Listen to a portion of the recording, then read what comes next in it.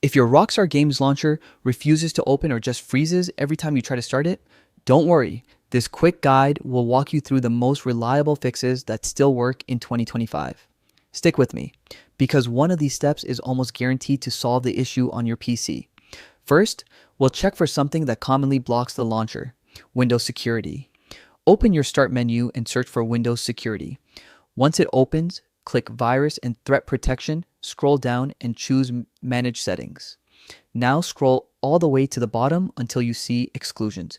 Click Add or Remove Exclusions, then add an exclusion and choose Folder. Navigate to your C drive, open Program Files, x86, find the Rockstar Games folder, select it, and confirm.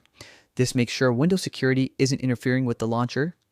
If the launcher still won't open, here's another effective fix. Open File Explorer, go to your C drive, then Program Files x86 again. Find the Rockstar Games folder, right-click it, and simply rename it by adding an underscore at the start. Hit Enter, approve any pop-ups, and then go to your desktop. Right-click the Rockstar Games launcher and select Run as Administrator. Give it a few seconds. This refreshes the launcher's internal pathing and often forces it to open correctly.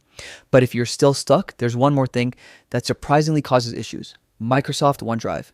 Open the Start menu, search for Settings, and go to Apps.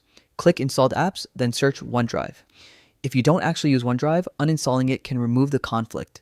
Just click the three dots next to it, hit uninstall, and confirm. After that, try launching Rockstar Games again. These steps fix the problem for most players, so give them a try and your launcher should finally start working again. Thanks for watching, and I hope this helped. Catch you in the next one.